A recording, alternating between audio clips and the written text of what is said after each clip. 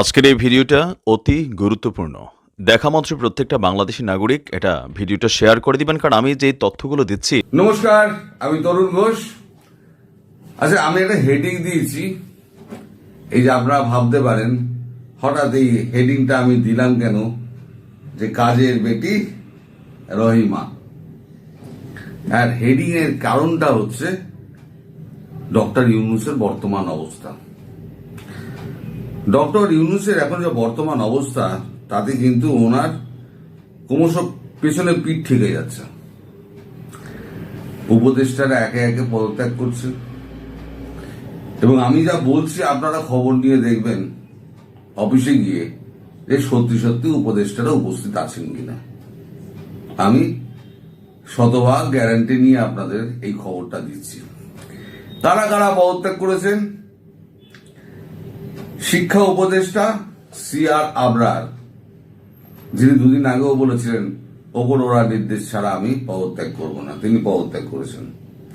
প্রাথমিক ও গণশিক্ষা উপদেষ্টা ডাক্তার বিধানচন্দ্র দাস, মুক্তিযুদ্ধ বিধায়ক উপদেষ্টা ফারুকি আজম, এই যে তিনজন পদত্যাগ করেছেন, এর পদত্যাগ পত্র স্বীকৃত হয়নি।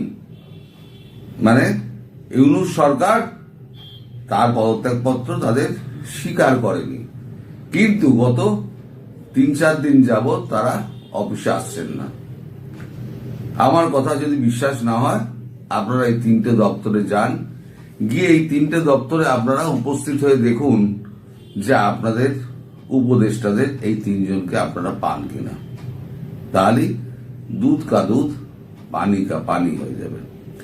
এখন ডক্টর ইউনূসের যা অবস্থা, ডক্টর ইউনূস, শোনা যাচ্ছে তো ডক্টর ইউনূস তো ঘরবন্দি হয়ে রয়েছেন। আসলে উনি ঘরবন্দি নেই, উনি এখন রাতে যমুনায় থাকছেন না, ছুটে ছুটে বেড়াচ্ছেন। বেচারা ছুটতে ছুটতে ছুটতে ছুটতে রক ছিঁড়ে যাওয়ার মতো অবস্থা। বাঁচাবে কে? চারদিক তো ক্রমশ ঘিরে আসছে। উনি তো বুঝতে পারছেন, আগে তো মানে ঘর থেকে বেরোচ্ছিলেন না, এখন যমুনায় থাকছেন না। কোথায় থাকছে জানেন? হ্যাঁ, একদম মস্করা করার জিনিস নয়। এই যে কাজের বেটি রহিমা কেন আমি বলেছি বলে আপনি মস্করা করবেন, তা কিন্তু একদম করবেন না।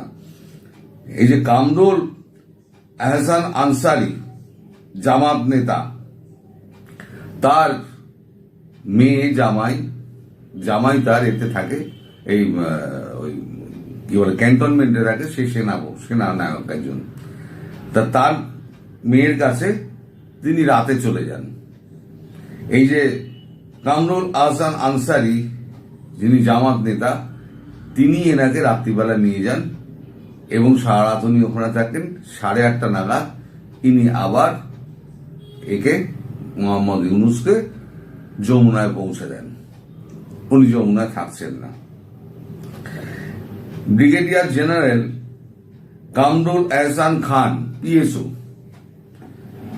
যিনি পাকিস্তানের যোগাযোগ করছিলেন, তিনি এখন আর বলছেন পাকিস্তান আমি জানি না ভাই, আমি এসবের মধ্যে নেই।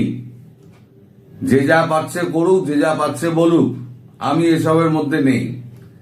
ফলে এখন এই যে চারদিক দিয়ে ঘিরে আসছে, একে একে পদত্যাগ করছে, তারপরেতে নিজে থাকতে পারছে না, দৌড়তে রক ছিঁড়ে যাচ্ছে। শুধু কি তারা বাঁচাবে? কারা বাঁচাবে? তো এনসিপির এক নেতা, তার অবস্থা দেখুন। ছুটতে ছুটতে পায়ের জুতো খুলে গেছেন, কোন রকমে তাকে পোহরা দিয়ে নিয়ে গিয়ে গাড়িতে তুলে দেওয়া হচ্ছে। এরা নিজেরাই এখন সেফ নয়, এরা প্রত্যেকে কিন্তু বাড়ি থাকছে না, সব গিয়ে এরা উঠছে সব ওই ক্যান্টনমেন্ট পুরো ওই ন্যাশনাল ক্রিমিনাল পার্টি আমি যেটা বলি, তার নেতাদের ভিড়ে ভর্তি হয়ে গেছে। এখন আর থাকার জায়গা নেই। ওর সঙ্গে ছোটখাটো আরো যে সমস্ত নেতা ফেতা আছে না, তারাও এখন সমস্ত গিয়ে দৌড়চ্ছে। কি অবস্থা রে ভাই! এখনো তো ভারত তো বাংলাদেশ শুধু সব ডিপ্লোম্যাসি করছে, এই সফট ডিপ্লোমেসি এখনো পুরোটা শুরু হয়নি। আর আমি ভারতকে বলবো, প্রধানমন্ত্রীকে বলবো, কিন্তু আর কি করা উচিত। ফলে এরপরেতে ডক্টর ইউনূস কি করে যমুনায় নিশ্চিন্তে থাকবেন আপনি বলুন? তাহলে দৌড়াতে হবে না। তারপরে আবার ভারত যদি টুক করে, আমি যেরকম বলেছিলাম, যদি একটা মিসাইল যদি মেরে দেয় বা কামাকাজি ড্রোন যদি মেরে দেয়, তাহলে পরে তার কথাই নেই। ইউনূস এখন ভাবছে যে আমাকে মারার জন্য ভারত প্ল্যান করেছে। এবং তিনি কি করেছেন, তিনি আর একটা গোপন খবর আপনাদের দিই, তিনি ফ্রান্স অথরিটির সঙ্গে যোগাযোগ করেছিলেন। ফ্রান্সে যোগাযোগ করে তিনি ওখানে মানে আশ্রয় চেয়েছিলেন, রাজনৈতিক আশ্রয় চেয়েছিলেন। ম্যাক্রো সরকার নাকচ করে দিয়েছে। আমি একটা ভিডিওতে বলেছিলাম, কোনো একটা দেশ ইউনূসকে যদি বলে যে আমরা তোমাকে রাজনৈতিক আশ্রয় দিচ্ছি, উনি 24 ঘন্টা কি 12 ঘন্টার মধ্যে ফ্লাইট ধরবেন, ধরে বাংলাদেশ ছাড়বেন। কিন্তু ভারত এক্সিট দেবে না। আমি আগেও বলেছি, আজও বলছি, ভারত এক্সিট দেবে না। সেটা কিন্তু আজ করতে পারছেন খলিলুর রহমান। তিনি একটা গেঁজা মেরেছিলেন যে এই ভারতের একজন উচ্চপদস্থ রাজনৈতিক নেতা বা কূটনৈতিক নেতা কারোর সঙ্গে তার একটা ভিজিটের ব্যবস্থা হয়েছে। কিন্তু আমি খবর নিয়ে দেখেছি এরকম কোনো মানে খবর আমার কাছে নিশ্চিতভাবে নেই। মানে তাদের কাছে নিশ্চিতভাবে, আমার কাছে আসবে তারা নিশ্চিত করেনি, ফলে আমার কাছেও সেটা নিশ্চিত নয়। আর খলিলুর রহমান কিন্তু এখন দেশে নেই, তিনি পগার পার হয়েছেন। তিনি বলছেন যে আমি ট্রেড ডিল করতে যাচ্ছি। ট্রেড ডিল সব ধামাচাপা হয়ে গেছে, মানে ও তো শেষ পেরে পড়ে গেছে, তাও ট্রেড ডিলের নাম করে তিনি আজকে দেশ ছেড়েছেন। আমেরিকা যাওয়ার কথা, কোথায় গিয়ে পৌঁছেছেন ভগবান জানে, আমি তো বলতে পারবো না। ফলে চারদিকের যা অবস্থা, এই অবস্থায় এখন ডক্টর ইউনূস কি করবে? ডক্টর ইউনূস তো মাথা খারাপ হয়ে যাবে না। ডক্টর ইউনূস এখন ভাবছে, শালা আমি ডাঁয়ে যাই না বাঁয়ে যাই, সামনে যাই না পিছনে যাই। এই যে এখন ক্যান্টনমেন্টে এখন ভেতরে আশ্রয় নিচ্ছেন, যদি কখনো ক্যান্টনমেন্ট অ্যাটাক হয়ে যায় তাহলে কি হবে? আমি তো বলি মোদিজি এসব করার দরকার নেই। আমি একটু পোর্শন হিন্দিতে বলছি, কারণ প্রধানমন্ত্রীর কানে এটা পৌঁছানো দরকার। ওই কারণেই আমি হিন্দিতে বলছি এবং বাংলায় বলে দেবো আবার, যে मोदी जी एक युद्ध करने के लिए जितना बिलियन लगता है उससे कम पैसा खर्च कीजिए और 10-20-30 बिलियन बांग्लादेश के ऊपर डाल दीजिए, किस्सा खत्म हो जाएगा। अरे 20-30 बिलियन वो तो चिल्लर है भारत के लिए, भारत के लिए चिल्लर है 20-30 बिलियन। आप एक काम कीजिए मोदी जी, आप इन्वेस्टमेंट कर दीजिए, ये सही इन्वेस्टमेंट होगा। অর্থাৎ দর্শক, আমি মোদিজিকে বললাম যে যুদ্ধ করলে খরচা বেশি, তারপর সৈন্যবলের খতম হওয়ার সংখ্যা বেশি, তার থেকে কি দরকার 20-30 বিলিয়ন বাংলাদেশের উপরে খরচা করে দাও। যেখানে যেখানে মুখ বন্ধ করার দরকার সেখানে খরচা করে দাও, আর আওয়ামী লীগের উপরে কিছু টাকা ঢেলে দাও, কাজ খতম। বাকিটুকু তো পাবলিক আছে, আওয়ামী লীগ আছে, সামনে নেবে। ভারতের চিন্তার কি আছে? আর শেখ হাসিনা খুব শীঘ্রই দেশে ফিরবে।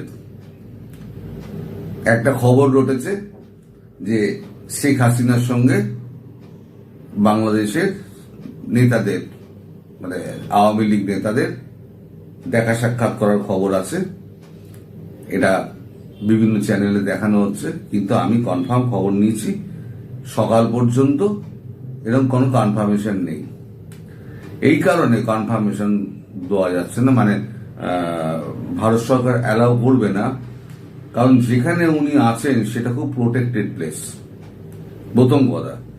আর দ্বিতীয় কথা, ভারত এই আওয়ামী লীগ যত সব নেতা আছে না, এদের ওয়াকারুজ্জামানকে যেমন করতে পারে না, বিশ্বাস করে না, তেমনি এরা ভারত সরকার এদেরকে বিশ্বাস করে না। ধরুন এবার 5-6 জন ওখানে গেল, কেউ একটা লোকেশনটা শেয়ার করে দিল,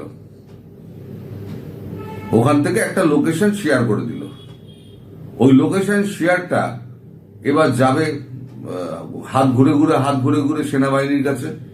সেনাবাহিনীর এবার জামাত সমর্থক যারা আছে তারা ওটাকে পাঠিয়ে দেবে এতে পাকিস্তানে।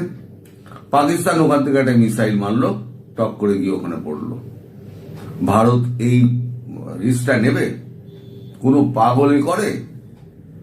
ফটে আপনি যুক্তিসম্মত ভাবে যদি দেখেন, তাহলে পরে এই মুহূর্তে ভারত যেটা ঠিক করেছে, উনি ভিডিও বার্তা দেবেন, কিন্তু এখন কারোর সঙ্গে উনি দেখা করবেন না। তার কারণটাও আমি বলে দিলাম, যে কারণটা ওরা আমায় বললো। আমি তো কথাটা আমি জিজ্ঞেস করলাম যে এইটা রোডে বেড়াচ্ছে এখন বাংলাদেশের মিডিয়াতে, এটা কতটা সত্যি। উনি বললেন এটা সত্যি নয়, তার কারণ হচ্ছে এইগুলো। কারণ কারণগুলো আমিও জানতাম না, কারণগুলো হচ্ছে সুরক্ষার কারণগুলো হচ্ছে এইগুলো, যে যদি এইগুলো লোকেশন শেয়ার হয়ে যায় তাহলে উনি যেখানে আছেন সেখানে একটা মিসাইল টপকে দিতে কোনো অসুবিধা নেই, বা ড্রোন একটা টপকে দিতে কোনো অসুবিধা নেই। ভারত তো সব জায়গায় তো এখন তো আর যুদ্ধ পরিস্থিতি নেই যে এখন সব জায়গায় এডি সিস্টেম লাগিয়ে রেখে দিয়েছে। তো যাই হোক, যদি লাগানোও থাকে, চান্স নেবে কেন ভারত? শেখ হাসিনার যদি ভারতবর্ষে কিছু হয়ে যায়, তার উত্তরদায়িত্ব কে দেবে? কে দেবে বলুন? ফলে এই যে এখন যা পরিস্থিতি, পরিবর্তিত পরিস্থিতি হচ্ছে, আপনারা নিশ্চয়ই আন্দাজ করতে পারছেন যে 2024 সালের জুলাই আগস্টে যে অবস্থা ছিল, 2025 সালের জুলাইতে এই অবস্থা, আগস্টে কি হবে? প্রধানমন্ত্রী নিজেই বলছেন আমি আসতেছি ইনশাল্লাহ। সবাই ভালো থাকবেন, সুস্থ থাকবেন, সাবধানে থাকবেন। নমস্কার।